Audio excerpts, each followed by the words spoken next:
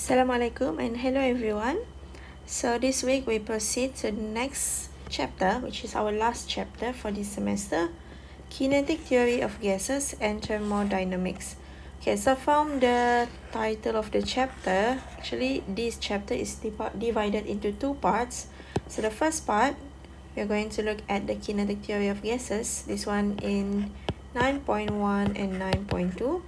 Thermodynamics pula kita tengok dekat 9.3 and 9.4. Okay, so in this video I'm going to explain the first subtopic, kinetic theory of gases. So as you can see here, we have a few learning outcomes that we are going to cover in this subtopic.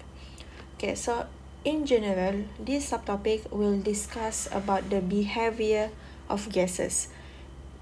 If before this we have learned about behavior of material, which is mostly focusing on solid in chapter 8. So this chapter we are going to look at the behavior of gases. So this behavior of gases we are going to see at 4 perspective, which is kita akan tengok dari segi amount of gas, the pressure of the gas, the volume of the gas, and the temperature of the gas. Okay. So before kita tengok lebih detail amount of gas, pressure, volume, temperature semua ni, okay, there is one equation that we are going to use. We call it as ideal gas equation. So I think you must be familiar with this equation. Kamu ada guna equation ni dalam chemistry, but you need to take note that there will be it will be slightly different from what you use in chemistry. Apa yang berbezanya? Okay, so let's look at this formula. Okay, so this formula is a formula for ideal gas. So itu kita panggil dia ideal gas equation. Okay, di mana P, as you know, it is a pressure, V is volume, N is number of mole, R is a molar gas constant, and T is temperature. So perbezaan dengan apa yang kamu gunakan dalam chemistry is in terms of unit. Okay, unit dia berbeza dekat sini. So you need to take note that in physics we are going to use SI unit. Okay, so setiap ni ada SI unit dia. Okay, pressure, volume, number of mole, and also temperature. This one adalah constant lah. So all of these have its own SI unit. Okay, so kita tengok apa SI unit yang kita akan gunakan. Okay, first, okay, in order to find the amount of gas ataupun the number of mole, okay, N kecil ni, number of mole, okay, you know that it is equal to mass divided by molar mass. So take note here that the mass and the molar mass must be in kg, molar mass must be in kg per mole. Okay, so dalam chemistry kamu gunakan gram and gram per mole, but in physics we need to use SI unit. So you need to always convert to this SI unit untuk mass and molar mass. Okay, second one, in terms of pressure. So in chemistry you use 1 atmospheric pressure, 1 atm, but we've learned before that in pressure, okay, in physics pressure, SI unit of pressure adalah Pascal. So how can we convert? Okay, so just take note lah, 1 atmospheric pressure is equivalent to 1.013 exponent 5 Pascal. This one adalah unit conversion yang kamu mesti ingat, which is not given in the list of constant dalam BSPM nanti. So kena ingat. Okay, next one, volume. Okay, volume. Sebelum ni kita gunakan, sebelum ni kamu gunakan liter ataupun, I think you don't use liter in chemistry. I think you use dm cube, right? 1 dm cube. Okay, so 1 dm cube or 1 liter is equivalent, okay, equivalent to 1. Kita tahu D dekat sini stands for deci. Di mana deci ni dia punya adalah eksponen negative 1 actually. Tapi sebabkan kita mau convert dia kepada cube, right, which is kuasa 3. So kita kuasa 3 kan dia, which is dapatlah 1 eksponen negative 3 meter cube. Okay, so sama 1 liter bersama dengan 1 eksponen negative 3 meter cube. 1 dm cube bersama dengan 1 eksponen negatif 3 di 3 meter cube. So basically 1 liter ni bersamaan dengan 1 dm3 dm cube. Sorry, bukan dm3, dm cube. Okay, so that one adalah untuk volume. Okay, last one untuk temperature. So temperature SI unit adalah Kelvin actually, not degree Celsius Kelvin. We often use degree Celsius. Kalau dalam chapter 8 kita gunakan degree Celsius walaupun dia bukan SI unit, but we still use degree Celsius and we don't need to convert. Okay, tapi dalam chapter 9 you need to convert. Okay, kenapa kita perlu convert? Because we are using this formula. Okay, this formula all quantity must be in SI unit. So in order to convert, okay, senang sajalah. Okay, convert daripada degree Celsius kepada Kelvin. Kalau dia 23 degree Celsius, convert kepada Kelvin, just simply tambah 273.15. Dapatlah temperature in Kelvin. Okay, so these 4 variable that we are going to use to describe gases. Okay, kita akan tengoklah. Kalau number of mole dia higher, what happened to the pressure? Okay, if the temperature is higher, what happened to the pressure? Is it higher as well? What happened to the volume? So daripada this equation lah kita akan tengok those changes in gases. Okay, so that is the first one, ideal gas equation. Okay, next one. Okay, kita boleh expand formula tadi to find the number of mole. Okay, kita tahu number of mole is equal to mass divided by molar mass. So dekat sini sudah kena take note. Okay, dia punya unit 1 in kg. Okay, satu sini dekat in kg, satu lagi in kg per mole. Okay, next one. Okay, this one let me highlight first. Okay, next one, we can also use another formula to find number of moles, which I think you are familiar with as well. Di mana number of mole is equal to the number of gas molecule ataupun kadang-kadang kita gunakan atom or particle, which is the same thing lah, the number of gas molecule, gas atom, gas particle divided by the Avogadro constant, which is 6.02 exponent 23. Okay, so kalau tadi kita punya formula of ideal gas equation adalah in terms of molar gas constant. Okay, right now we have another equation which is in terms of Boltzmann constant, value K. Ini adalah Boltzmann constant. Okay, yang lain sama, pressure, volume, temperature, but this one adalah Boltzmann constant, which is equivalent to this value here. And also kita gunakan N, capital N dia bukan N kecil. Capital N is number of gas molecules, atoms or particles. Okay, so this one, okay, formula ni cuma bila dia masukkan sajalah that value for N. This one adalah N, sorry bukan M, N juga. This one adalah N. Okay, so these are the formulas that we are going to use to describe the gases. Okay, next one. Next theory, okay, next concept that we are going to learn that you need to know is the assumptions of kinetic theory gases. Okay, ni adalah assumption bila kita gunakan kinetic theory gases. Apa teori yang kita assume, apa teori yang kita gunakan apply untuk dalam calculation. Okay, so we have a few assumptions here. Let's look at it one by one. The first assumption is all gases are made up of identical atoms or molecules. Okay, apa maksud dia di sini? Okay, let's say okay, we have a container filled with oxygen gas. So we have an oxygen gas. So kita tahu oxygen gas is made up of a lot of gas molecules inside. Okay, so bila dia cakap all gases bermaksud tidak kisahlah apa gas yang digunakan. Oxygen, hydrogen, what else, helium, all of the gases, we assume they are made of the same atoms or molecules, identical atoms of molecules. Identical dari segi apa? Dari segi size, shape, macam itulah dia punya assumption yang pertama.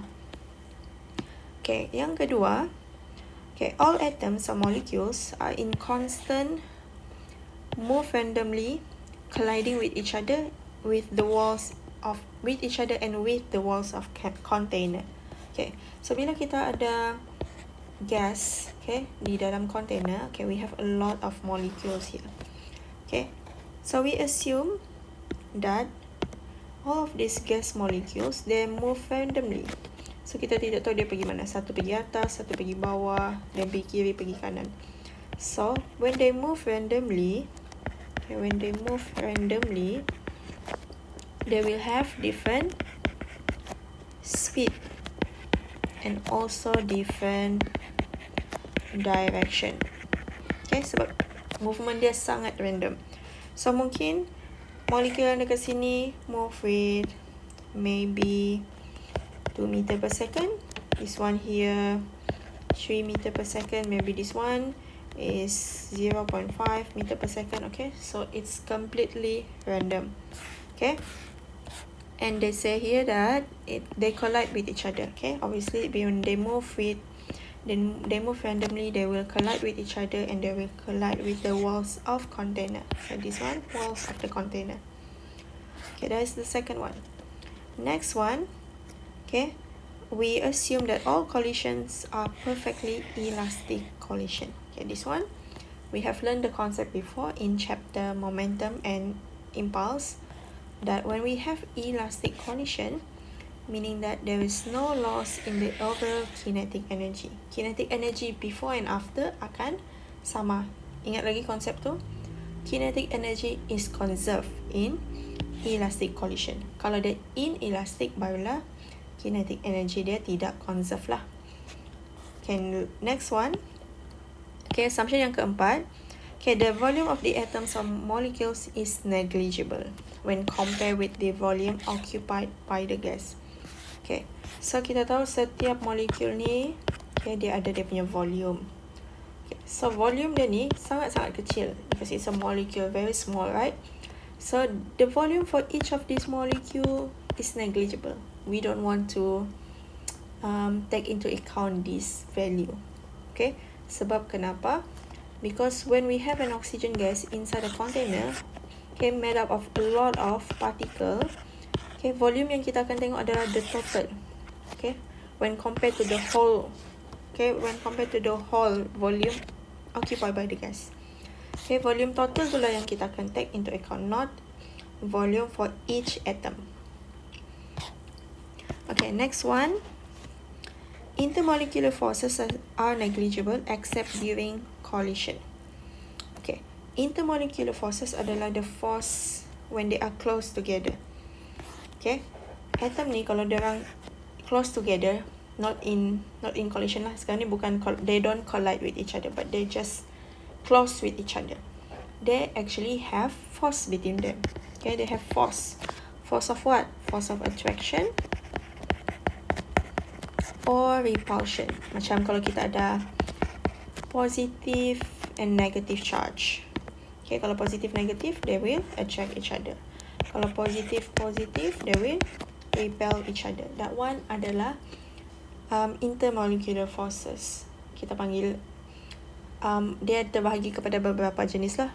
Salah satunya kita ada nuclear force. Okay, nuclear force between atom, okay, yang close together, we call it as nuclear force. So those force, okay, we neglect. Kita anggap dia tidak akan ada force between them. Force yang terlibat hanyalah when they collide with each other. Okay, so during collision, these forces, we call it as impulsive force. Okay, we learned this one as well before in chapter momentum and impulse. So apabila ada dua atom, dua object collide with each other, they will have impulsive force. Okay, cuma impulsive force sajalah yang ada. Intermolecular forces seperti nuclear force, attraction, repulsion tu semua kita anggap dia tiada. Bukan dia tidak ada, dia ada, cuma we neglect those forces. And last one, the duration of collision is negligible compared with the time spent traveling between collision. Okay, so duration of collision, okay, which is the time of impact lah. Time of impact. Also, we learned this term before in chapter momentum and impulse. So those time, okay, when two atoms they collide with each other, okay, when they collide with each other, since dia adalah perfectly elastic, dia akan bounce balikan. So the time during the collision is very short amount of time. It's very short. So we don't care about that time. We neglect that time. Okay, time of impact ni kita neglect. Yang kita ambil hanyalah time spent travelling between collision. Okay, maksudnya semasa dia orang bergerak ni, they move randomly. Okay, those time we don't neglect. We only neglect this time of collision only. Okay, so these are six assumptions of kinetic theory of gases. Dan this assumption, okay, kita akan gunakan dalam calculation nantilah. We assume that, okay, kita gunakanlah this one nanti. I will explain in detail when we need to use these assumptions. Alright, next one, okay, the next concept yang kita akan belajar adalah root mean square speed of gas molecules, ataupun okay, dia punya singkatan VRMS. Okay, so tadi kita tahu, okay, I mentioned that, okay, these molecules they move randomly, so they will have different speed, they will have different direction. Okay, so how can we find the exact value? Okay, exact value of this speed. Okay, kita nak tahu kan apa exact value of the speed sebab they all are random. So that's why kita ada satu value, kita panggil dia sebagai VRMS. Secara singkatnya, VRMS ni dia macam average value. It's like an average value, tapi dia bukan average macam mana yang kita kira. Okay, kalau ada 5 molekul, okay, 5 molekul ni kita tambah bahagi 5, tidak. Dia berbeza sedikit. Average value dekat sini adalah average velocity squared. Kenapa square? Sebab, okay, kalau tadi, okay, we have molecules. Okay, they all move pergi atas, pergi bawah, kiri, kanan. So, ada molecules ni, dia akan ada positive, akan ada negative velocity, right? So, bila kita ada positive ada negative velocity, untuk hilangkan this value positive negative, kita squarekan dia.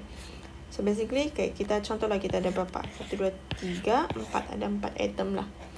Dan setiap atom ni, mungkin ni positif, ni negatif, positif, ni negatif. Dan value dia pun berbeza. 1, 3 meter per second, 5, 8 meter per second, 10 meter per second, for example. So, we want it to be just one value. Okay, just average value.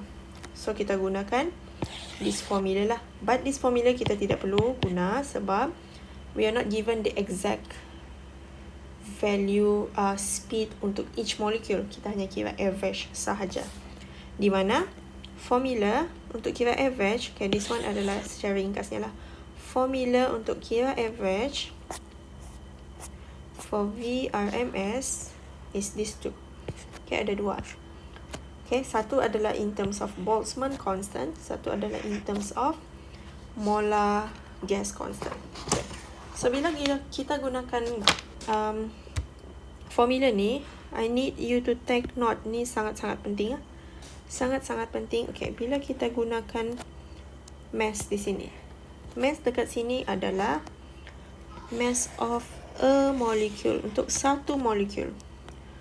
For one molecule. Bukan total mass dia. Bukan total mass of oxygen. topik mass of one oxygen molecule, one hydrogen molecule, cuma satu saja. Okay, so bermaksud untuk kita cari mass untuk satu molecule. How? Okay, this one I will explain in example lah. Okay, sebab sekarang ni kita tiada value, so I will explain in example later. Tapi this one kena take note, okay? Tulis dalam nota kamu lah. Okay, but this one tiada masalah untuk gunakan this one sebab this one adalah molar mass. Molar mass for each gas is already given. You just need to convert into kg per mole. Itu sahaja. Okay, so these two are the formula to find RMS value untuk speed of gas. Okay, next one, okay, we have another two formula. Okay, dua formula lagi. Okay, kita ada beberapa formula lah untuk chapter ni. So this formula is not given in the list of formula. Yang ni ada, yang ni ada. This one tidak dibagi. Okay, so ni formula adalah apabila kita relate pressure with the root mean square speed. Okay, so here when we increase the pressure, so the higher the pressure, the higher the speed lah. Obviously bila pressure dia lebih tinggi, molekul-molekul yang ada di dalam container akan bergerak dengan lebih laju. Okay, so ni adalah dia punya formula di mana again N dekat sini adalah what is N again? Number of molecules. Yes, number of molecules, mass. This one, okay, this one dekat sini is a density. This one is a density of the gas. Di mana density, apa formula untuk density? What is the formula for density? Let me check first. I forgot.